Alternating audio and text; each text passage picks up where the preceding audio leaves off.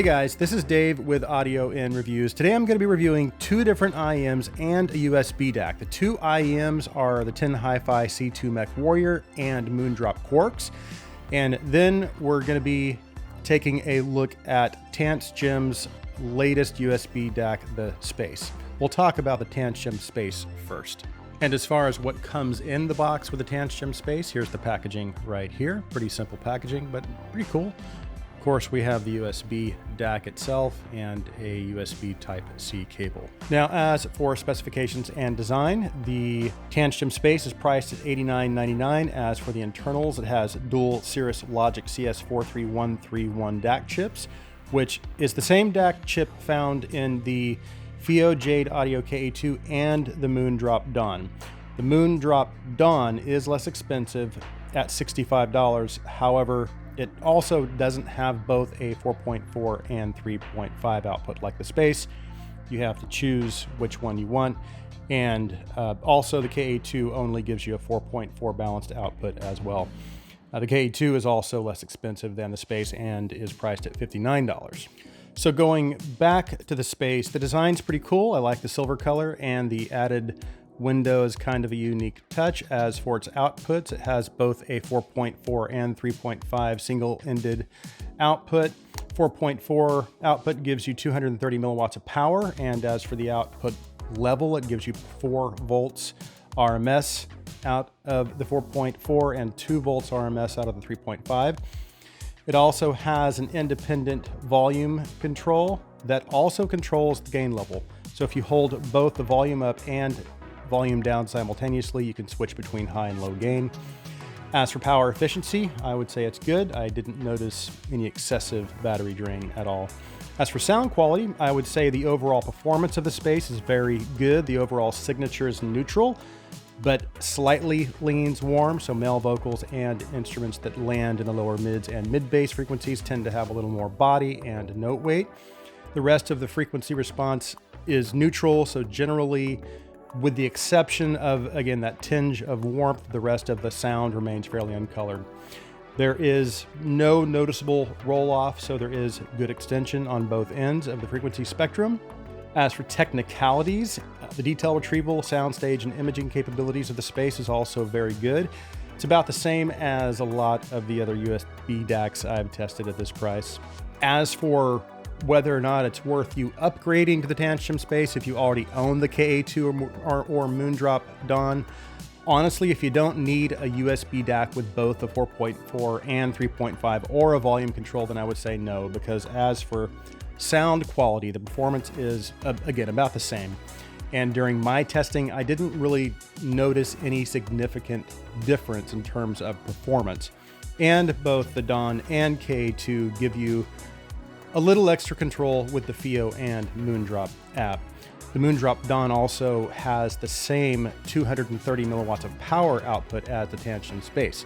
I believe the KA2 only gives you about 135 milliwatts. Would I recommend the Tanchjim Space? And the answer to that is yes, but it's not a strong recommendation because even though the overall value and performance is good, there isn't really any standout features that sets it apart from the competition, in my opinion.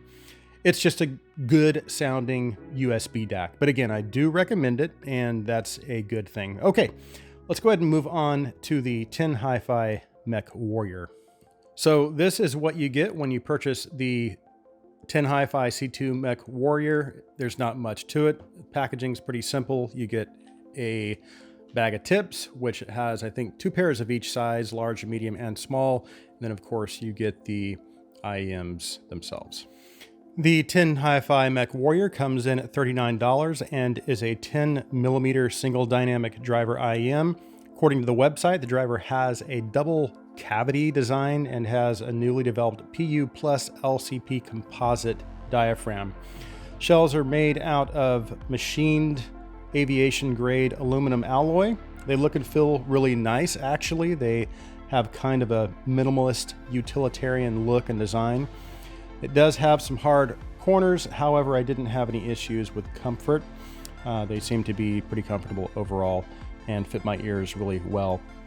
I was also able to achieve a pretty good seal and good isolation with the included tips. Although I did end up switching over to my SpinFit W1s. Those are some of my favorite tips.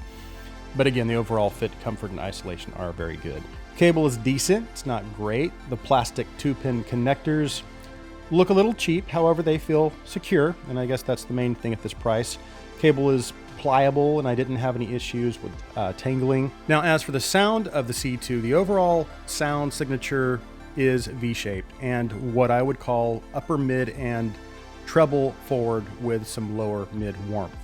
If you watched my review of the Tin HiFi T4 Plus, one of the issues with this IEM is that the upper mids and lower treble were a little too far forward for my taste. However, the added bass kind of helped to balance everything out for the most part.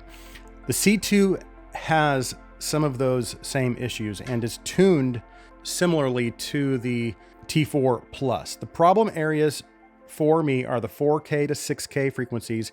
Again, they're pushed just a little too far forward for my ears. However, the added bass presence, like the T4 Plus, helps to kind of balance things out. So the overall bass quantity is very good and is actually right about where I like it. And actually, if they had tamed those upper mids just a little more, then I would say this would have been a very good V-shaped tuning. As for detail retrieval, I would say it's generally good for the price. This is a $39 IEM, so you might want to set your expectations accordingly. There is a little detail loss in the transition from the bass to the mids. However, there is adequate detail retrieval in the upper mids and treble. Unfortunately, that added perceived detail in the treble comes at a cost, as cymbals can come across as a little harsh at times, and I also did notice some sibilance. As for soundstage, imaging, instrument separation, and air, I would say it's good. This is where I think the C2 kind of slightly redeems itself. The soundstage has good width, but the forward depth is what I would consider to be kind of intimate. I think the added 4K to 6K helps open things up a little bit.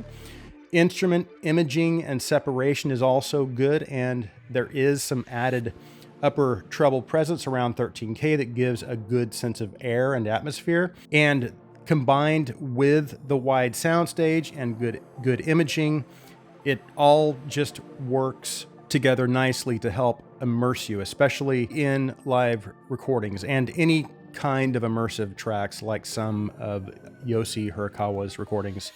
Okay, we still have one more IEM, so I have to kind of wrap this up. So I guess the question is, would I recommend the C2 Mech Warrior?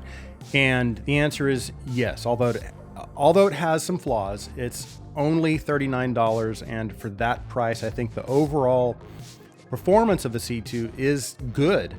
The bass presentation is done well, and while it's not the most detailed IEM at this price, it still has adequate detail retrieval, and it also has pretty good technical performance.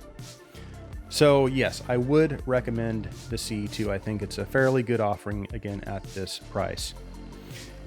And finally, we have the Moondrop Quarks.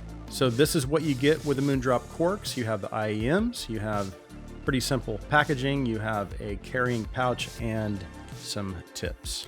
The Moondrop Quarks come in at $14.99, so $5 cheaper than the Chews. They are a 6mm miniature dynamic driver IEM. They only come with a Type-C termination, so they are for the most part designed for phone use. It also has an inline microphone and volume control. The design is very simple. The shell is just your basic barrel shape and is made of clear plastic. Cable is fine.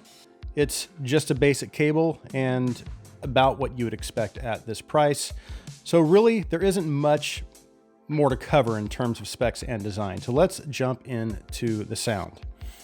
A while back, I reviewed the Moondrop Chews. They're also a single dynamic driver IM and are similarly priced at $20.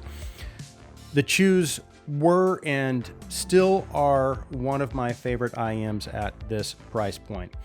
They're tuned exceptionally well and have uncharacteristically good technicalities for $20. And they even come with the spring tips, which I still use regularly. So I felt it only fair to compare the Quarks with the Chews given their price. Now, the thing that sets the Chew apart from a lot of other IMs in this price range is its tuning and the fact that it's not your typical V-shaped sound signature. It's actually what Moondrop refers to as their VDSF target, which is basically an upper, mid, lower treble forward tuning. And ironically, some of the same issues we just talked about with the HiFi T4 Plus and C2 Mech Warrior are also present with the Chew. Those upper, mid, and lower treble frequencies are just a little too far forward for my taste. However, for a $20 IM, the Chew's tuning is still exceptionally good. And again, it also has good technicality. So the question is, does the Quarks compete or even beat the Chews in terms of overall performance? Well, if I'm judging based on tuning, I would have to give it to the Quarks because they have a much more tamed upper mid-range, which means no fatigue for me. And the Quarks mid-range in general also has a much more neutral presentation as well. And while I would say the lower mids of the Quarks have more warmth and note weight than the Chews, I wouldn't characterize the Quarks as a warm IM. As a matter of fact, even though there is not that overly mid-forward presentation of the Quarks, it's still what I would consider to be a mid-range focused tuning.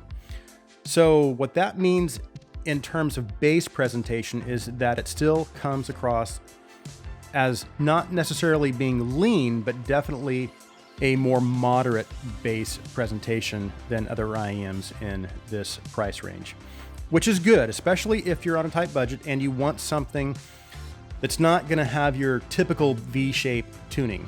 And I don't mind a good V-shape IEM, especially if it's done well, but that's not what my tuning preference is. And again, if I'm on a tight budget and I want something more balanced and neutral, then the Quark is going to get me much closer to that.